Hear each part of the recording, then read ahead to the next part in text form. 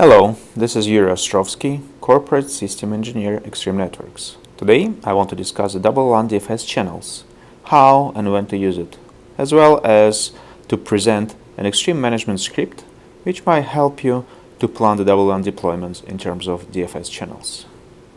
There are many channels available in 5 GHz range of double LAN. The number of available channels really depends on the country or regulatory domain. But as you can see here, in North America, we can have up to 25 non-overlapping channels. But most of those channels are DFS channels. It stands for Dynamic Frequency Selection and part of 802.11h amendment.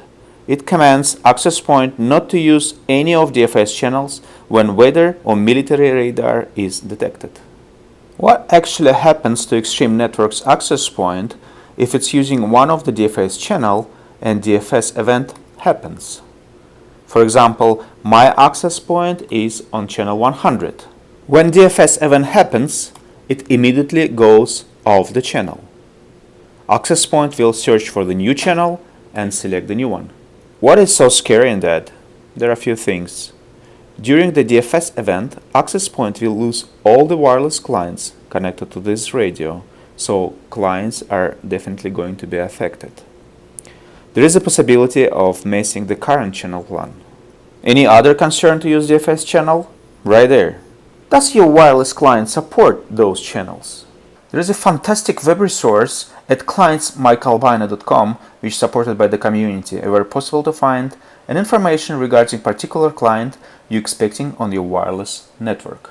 And even you find that some client which expected to be on the network does not support certain DFS channels, just make sure there will be at least one access point which is not on DFS channel in proximity.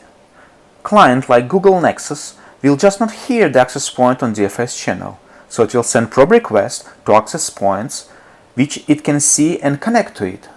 The access point on DFS channel will be ignored. Let's go back to DFS events. In this example, we have 3 access points, one of them on DFS channel 100. The access point on channel 100 detects the weather radar. It has to go off the channel 100 immediately. It will most probably go to channel 36 or similar. But we already have another access point on this channel, so it will create the higher co-channel interference, which will affect the overall performance. So why during the design of the network not to specify particular non-DFS backup channel for the access point, but this channel will be different than any other in proximity? Here we have access point on channel 100. We specify the only backup channel 44. The DFS event happens, the backup channel 44 becomes the current one. No co-channel interference, good performance. That's quite easy to do those settings. On Controller Graphic User Interface, select Access Points Radio 1. Then select Custom as a channel plan and click on Configure button. Select the DFS channels and backup channels as planned. If DFS event happens, it does make sense that network administrator will be aware of that. Appropriate measures can be taken to avoid or minimize the number of such events in the future by adjusting the current plan to make sure that particular DFS channel will not be used in particular location. It is very easy to set up an email notification for such event. Just go to Extreme Management Console, Alarm and Events, Alarm Configuration, and the new Custom Criteria Alarm. Name this new alarm, for example, AP DFS Channel Timeout. Select the severity warning, enable the alarm, click Add on Custom Criteria, select Information Criteria. Click Edit List on Adding Information Criteria. Then add and type the exact phrase radar found on channel. That is the phrase which will be keyed off when DFS event will happen. Save it, then select the newly created phrase and save it again. On Action, create Email Notification Action.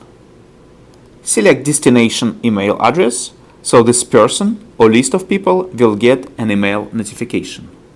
So now, if the DFS event ever happens, The administrator will be notified and apply some measures, such as remove this channel from the channel plan or redesign the particular area.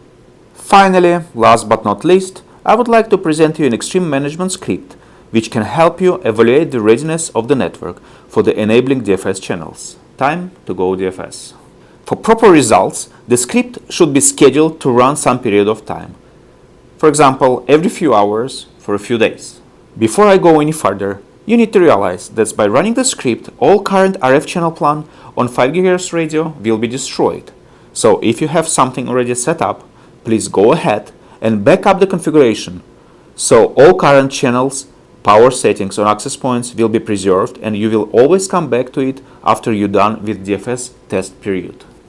Again, I will repeat, script will destroy any channel plan you currently have. The purpose of the script is to evaluate what DFS channels will be possible to use for each access point location. If some DFS event will happen during the evaluation period, probably it is a good idea not to use this particular channel in the particular location. You can select all access points in wireless deployment, or you can list selected access points by its serial numbers.